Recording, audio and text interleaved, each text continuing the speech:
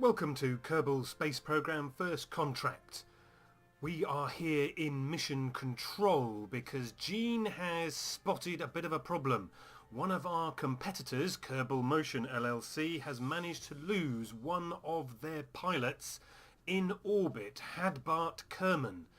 He's now stuck in orbit around Kerbin, and we are going to return him safely to the KSC and obviously interrogate him about what Kerbal Motion LLC has been doing. So let's accept this contract and go over to the construction building and build a rescue vehicle. Hadbart is safely in orbit, but we don't know for how long.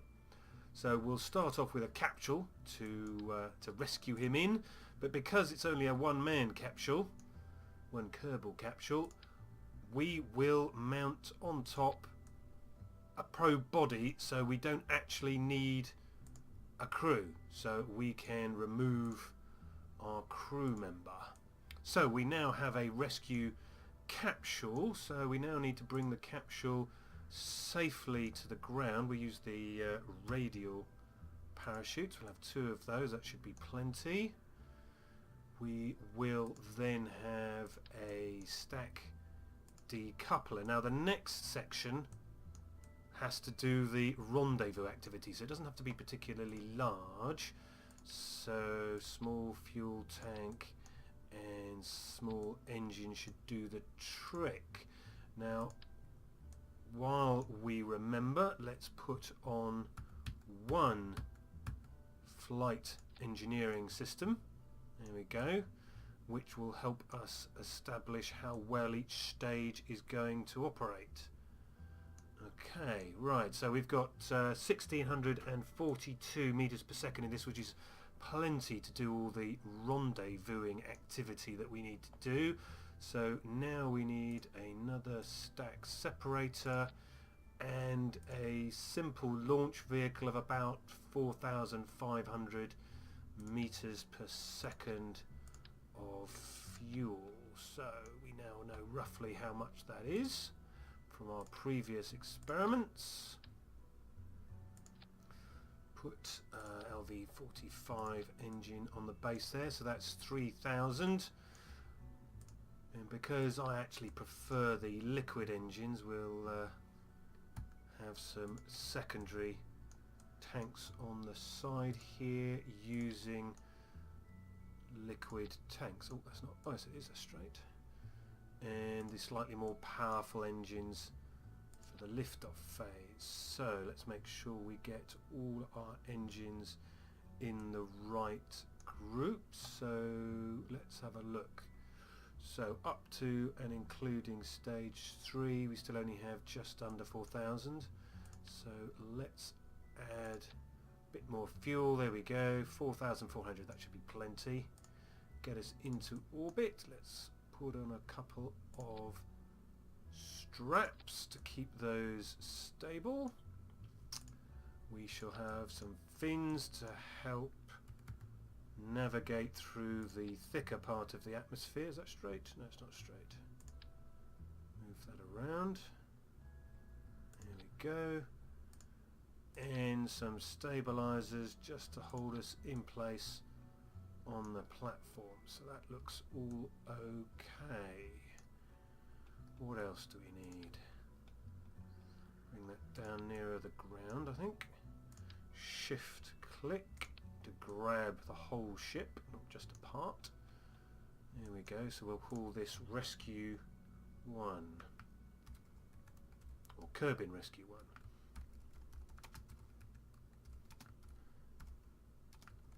As I'm sure we will be doing this sort of mission quite often.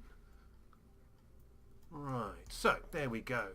We have a capsule, we have parachutes, we have an engine to do our orbital maneuvers and to rendezvous with Hadbart, and we have a launch vehicle. So let's just double check our staging. We've got our 3 main engines down here at the bottom. Okay, this is in the wrong place. Our launch stabilizers need to release at go. We then have our secondary tanks that will then eject, and else. Maybe, just to be on the safe side, we'll use our favourite separatrons.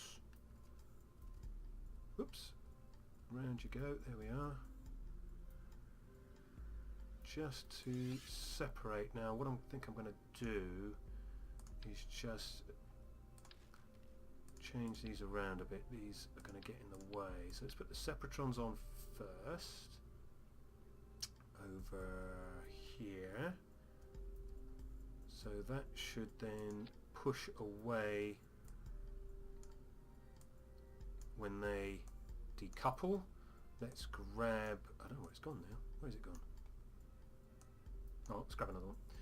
Grab another strut connector. Let's move that out of the way. Another strut connector. Put this back in place. There we go. So those will release when these are decoupled. So I think if we put this back on, put this in the right stage, I think we're okay. Ah, there it is. Huh. Get rid of that. So we've got our bottom stage, then this decouples, then this decouples, and we want that to fire, and then this will decouple on our way back, and then we've got our two parachutes, which is plenty. We have plenty of delta V. That should be masses of delta V to go and capture Hadbart. And we have a probe, so this can be an unmanned craft because Hadbart's going to be the only crew member. So let's just make sure Jeb and I is not a member of the crew. And let's save Kerbal Rescue Mark 1 and go out to the launch pad and go rescue Hadbart. So here we are out on the launch pad. I think we're ready to go, except I have spotted one minor design flaw. We have very, very little electric charge and no way of recharging the batteries. So I think we need to go back to the vehicle assembly building and put that right. Right, so here we are back in the vehicle assembly building, and we need to deal with our charge problem. Now, when engines are running, you do get some charge, but we don't have any solar panels to do any passive charging, but we do have batteries. So let us cover our vehicle with batteries, so at least we have some way of storing the charge, so that when we're on the night side of the planet, we still at least have some way of manoeuvring, because when we run out of charge, we will run out of any way to control the reaction wheels inside the capsule, and at which point we will be goners. Now we need to make sure we don't have a crew. Jeb has sneaked aboard. Don't want that, so let's save that and get back out to the launch pad. Okay, so here we are on the launch pad. We can see all our batteries glowing in the night. Let's go back to the map mode and see where Hadbart is. There he is. Or Hadbart, sorry, I've been calling you Hadbart all morning. So let's set Hadbart as the target. Now, if we launch now, we will end up over here while Hadbart is still way over here, meaning it'll take an age for us to be able to rendezvous with him. So if we wait till he's around about here, then by the time we launch we'll be pretty close. So let's just speed up time a little and wait for Hadbart to reach about this point. Now of course the planet is rotating as we go, so KSC is moving forward around Hadbart's orbit, so let's stop it about there. Okay, that should be good enough. Now Hadbart is at 107 kilometers, so if we launch to about 100, then we will be able to catch him up if he passes us.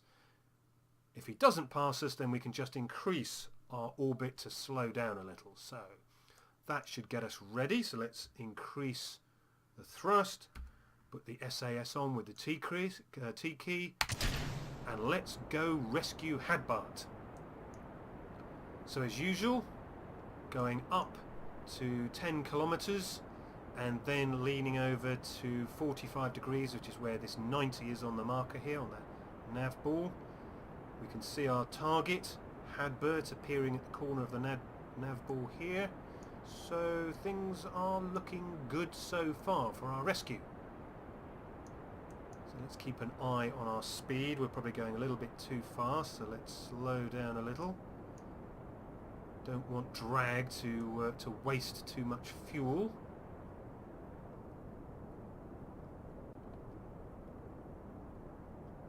And then when we get to 10 kilometers, we will lean over and accelerate into orbit. So it's 8 kilometers. Still got a good bit of fuel. Let's get our flight engineer up, because this is the figure we're after, to 100 kilometers. There we go, 10 kilometers now, so let's begin our gravity turn and start accelerating into orbit. So let's accelerate up with the shift key and get ready to jettison our empty fuel tanks. There we go. They're gone. At least with the batteries you can see the craft for this night launch. So our apoapsis is 86 kilometers, 86? 37, 38, there we go. My maths is terrible today. Good amount of speed, good amount of height. Time to apoapsis is 1 minute 14, there we go. So we will cut our engines when we get to 100 kilometers. 75. Still got a good amount of fuel left to circularize. 90, here we go. Stop, there we are. So let's go back to the map view and see how we're doing. Now Hadbart is going to be well ahead of us, so we didn't launch early enough. Never mind, we're on the lower orbit, so we should be catching him up. So let's just extend our maneuver node round the planet. There we are, 34 is our periapsis. There we are, 88, 93 and 104. Let's take this back a bit. 101 and 96, that'll do, that'll be fine. So let's just set ourselves up on the blue reticule, which is the direction we need to be firing in order to circularize. There we go. We need 1,168. We haven't got enough in the lower stage, but we've got plenty in the next stage, so we should be fine. It's a 40-second burn, and we need to do it around about 20 seconds, so we've got plenty of time.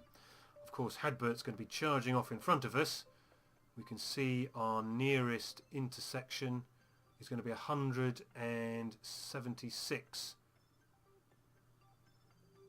kilometers, which is not very close, but if we do a few orbits we should catch him up. So let's keep an eye on our time down here. Want to fire up our engines at about 20 seconds, probably 21, because you've got to accelerate, open up the throttle, so maybe we'll start at about 21. Make sure we are on the blue reticule, just tap the keys there, get ready to go. So 10 seconds. 5, and there we go. Let's fire up the engines. Let's go back to here we go. Sun's just rising, that's a bit better. We're going to be on the light side shortly, and as soon as this engine runs out of fuel we will tap the spacebar to release this launch section. Here we go. Now this little engine is a little bit less powerful as well, so we probably won't get a perfectly circular, I'll say perfectly circular, anything like a circular orbit, but it'll be good enough, it'll be good enough. We're only rescuing Hadbart after all, he doesn't even work for us. Ready to kill the engines. There we go. Right, stop. Fantastic. So let's go back to map view and just double check. 97 and 117. I told you it wasn't going to be perfect. It wasn't anything like perfect. So now according to this, we're not going to be doing very well, and because we have an orbit that goes outside Hadbart, we're actually going to be slowing down, which is not what we want. So we are going to set up another maneuver node down here. Now if we double click on Kerbin, it will focus on Kerbin. We don't need Kerbal Engineer now. If we put a maneuver node here, we can correct our periapsis and bring it back down below Hadbart, and we can also correct our ascending and descending nodes, because at the moment we're not in the same plane. So let's do that first. Let's just pull down, oh no, wrong way, up until this gets to 0. 0.1, 0.1, it's pretty close now. 0.1, that'll do, that's close enough. Now we've got to get the periapsis in below Hadbart, which is currently, oh there we go, altitude Hadbart, where is he? 102, or is it 102 over here? So we've got to pull right down to less than 100. So let's pull this down. 100, 99. Now we want to catch him up, so let's pull it down. 98. We're still well above the atmosphere, so we've not got any problems there. 97 and 97. Well, at least we've got a more round orbit. And that will then mean we will start to catch Hadbart up. So in 27 minutes time we have a plane change and an orbit change maneuver to do, which is why we're no longer on the equator of the nav ball, if that's what you call it. And that's in 26, well almost 27 minutes time. So let's speed up time until we get to a few seconds to go.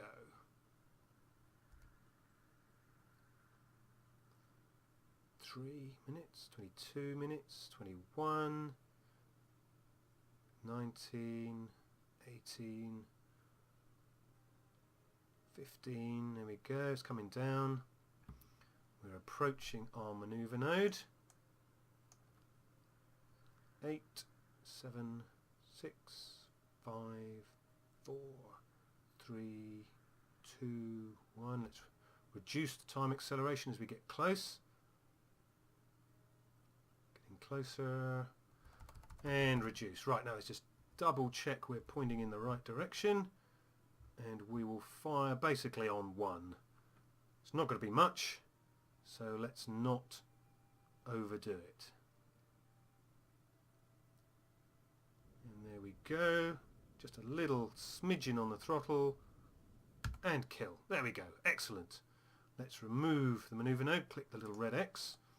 So now our apoapsis and periapsis are both 97. You can see they're almost perfectly aligned. However, it's going to take us a while to catch him up, because we're only 3 kilometers different orbit. Now we could have been a bit more aggressive, I suppose, but well, he doesn't work for us. Let's leave him up here a bit longer. Now this is where Kerbal alarm clock comes in handy, because one of the alarms that you can add is this one, closest target distance. And in 5 orbits time we will be just 6.6 kilometers away from Hadbart, and that's pretty close, to be honest. Pretty close. It'll do just fine. So if we add that alarm, we will have 1 minute's warning. We can obviously change that. Let's say we want 2 minutes warning of being at this closest approach, and we can then start our maneuvers. So let's add that alarm, and now that we have this alarm, we can just speed up time and let Kerbal alarm clock do the rest. Now we can't actually accelerate much beyond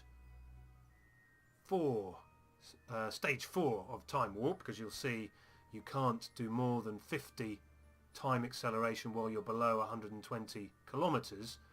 So I'm going to let Hadbart spin for a while, and I'll be right back. Okay, so here we come. And as you can see, Kerbal alarm clock has not only reduced our warp speed back to normal, time warp halted, but it's also allowing us to close the alarm and get us ready for our intersection. Now, the calculation was a little bit off. It's going to be 9 kilometers. That's still pretty good. So we've got a couple of minutes before we get round to the intersection. So let's just accelerate a little bit more as we wait for the closest approach.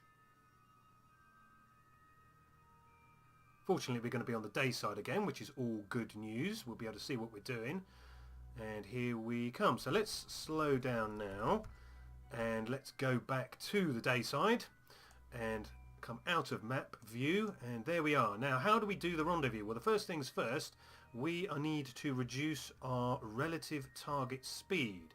So let's find our retrograde reticule and just slow down a little bit. Just tap on the engine and we can see this come down. Now, this is a bit of a rough and ready mechanism. We will do the docking, if you like, the approach a little more fine-grained in a moment when we get a little bit closer. And when we get to target speed of about 0, there we go, that's good enough. There we are. We can now creep towards Hadbart by going over to this reticule and just moving towards very slowly. Now, docking, rendezvousing, and even some forms of flight, such as landing, are best done slowly and carefully, as I have found. If you try doing them by accelerating, you just end up speeding past or crashing or general other disastrous kinds of things. So it's best to use time acceleration in this case rather than speed. So let's just tap the dot key, the period key, and just let time do its thing. Now we're approaching, or at least we're moving relative to the target quite quickly. 11 meters per second, a bit like landing, is actually moving pretty quick. But you see, we're coming in, we're approaching 7.7, 7.6, so we're doing pretty well. But as you can see, the prograde reticule is not actually on the target reticule, which means we're not actually moving directly towards the target. So let's do another adjustment. We will slow down a little and then push towards, and then we will rinse and repeat. So again, let's push towards, and you can see the prograde reticule comes back. Now if we want to exaggerate that movement, bringing the prograde reticule back, you pull the prograde reticule. So if we go a little bit to the left, we will actually end up moving more towards the target than if we just went directly towards the target. We cancel out some of our lateral movement. You can see it's still slowly drifting away. Now you can do a similar thing with the retrograde marker, except in this case you push the retrograde marker in the direction you want it to go. So we want the retrograde marker to be more or less over the target retrograde marker. And stop. There we go. Now we are more or less bang alongside. So we need to start moving towards the target. In this case, the hapless Hadbart. And again, 5 or 6 meters per second is plenty. Let's speed up time and watch the approach. Oh, starting to go away. So overdid the time acceleration there. So let's slow down a little relative to the target. and then let's go towards him. And now, as you can see, we are almost going directly towards Hadbart. He's directly below us, and we're going more or less directly towards him. Let's speed up time and watch that distance come in. Looks like we're moving away from him again. He's getting ahead of us, I think. So, oops, one way.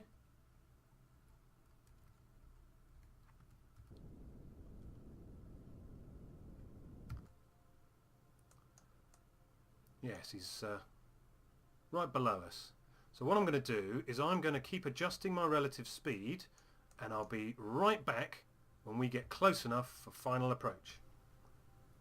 Okay, so here we are. Let's slow down. I was a bit more aggressive in catching him up because he was just speeding off underneath us, and we were never quite catching him up.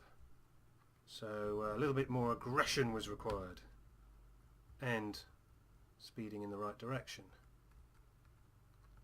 So let's push that reticule towards Hadbart. He's going to be really upset that I kept mispronouncing his name.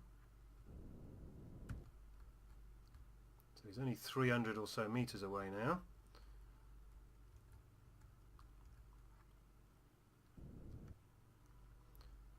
And we're drifting towards him at a fair pace. 1 meter per second is pretty good. Now we're getting this close.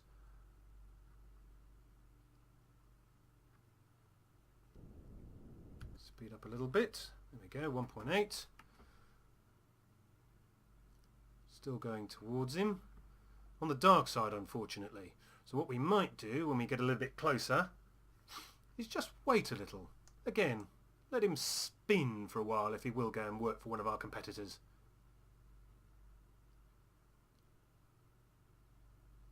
It'll also make getting them board a lot easier.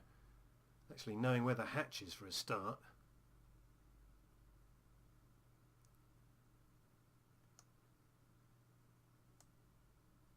So if we get to 20 or 30 meters, that should be fine.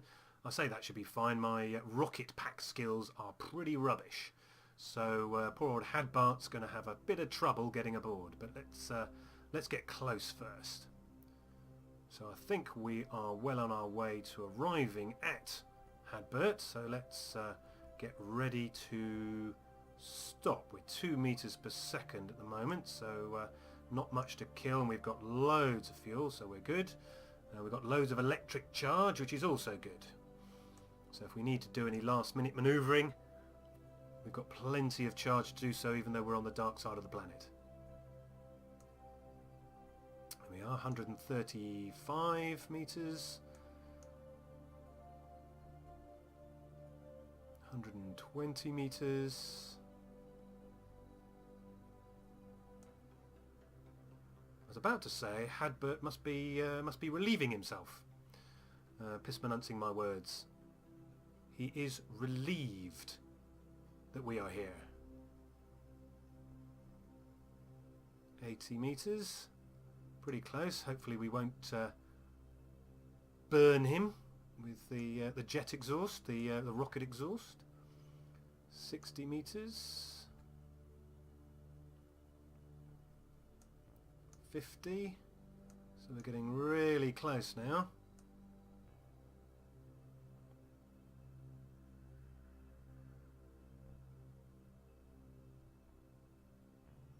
And here we go. Let's just reduce our velocity down to 0, so Hadbart's got a chance of actually getting in. As I say, let's just chase the two reticules together. There we go, 1 meter per second, 12 meters away. Now let's see if I can see in the dark where the... There we go. So if I maneuver around, I should be able to turn to face Hadbart, so at least he hasn't got to go round the craft to get in. Let's see, up that way a bit, so he's more or less straight on. There we go. So, wish I had some lights.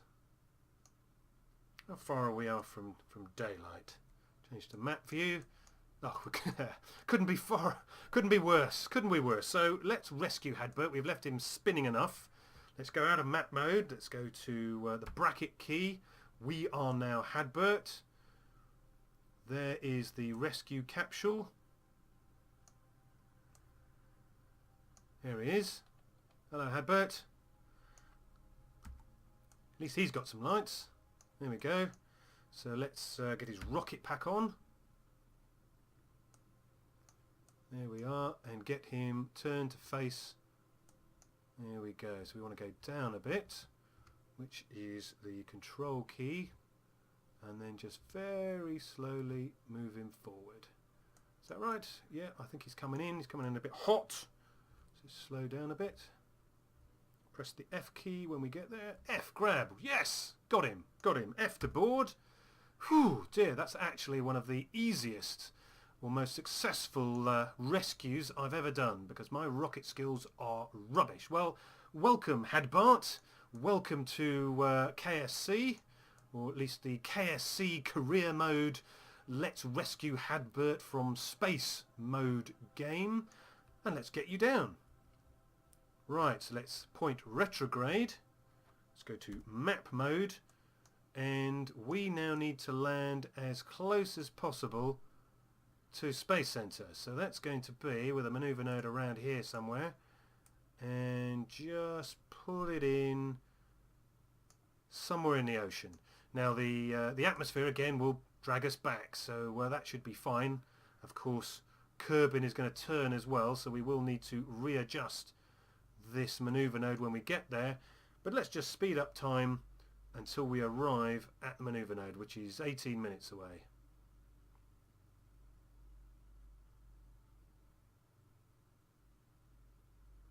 Here we come. So again, we're going to have to pull the maneuver node around when we arrive. So let's do that while we're waiting and move it to here, say. There we go. Ready to slow down. It's not particularly important that we're accurate about this. We are just going to point in the right direction, which is over here, and then fire our engines.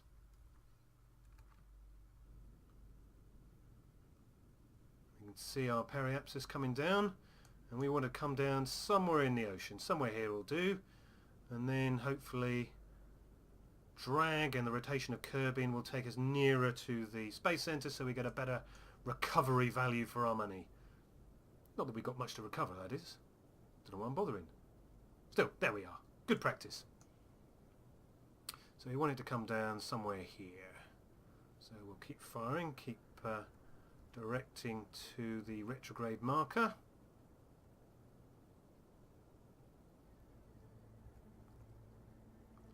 Slowing our orbital speed down, letting gravity do its thing.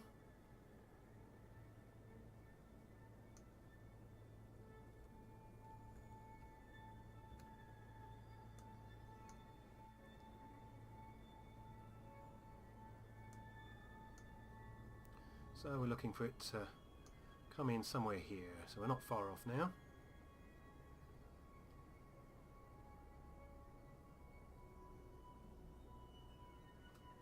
I think KSC is somewhere here.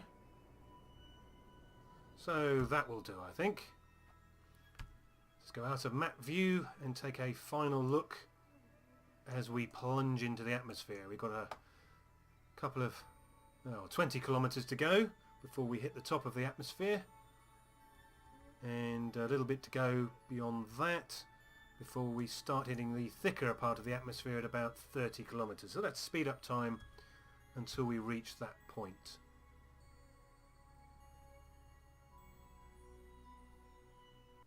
And there we go. Hit the atmosphere just under 70 kilometers. And now we can only do physical time acceleration so that physics will apply. So let's speed up until we get near 30 kilometers. Here we go. Getting into the atmosphere now. And reaching the thicker part of the atmosphere. Let's make sure we are pointing retrograde. So our engine goes first and absorbs as much of the heat as possible. There we go. And let's turn the SAS off and just let gravity and drag do its thing. What can Hadrid see?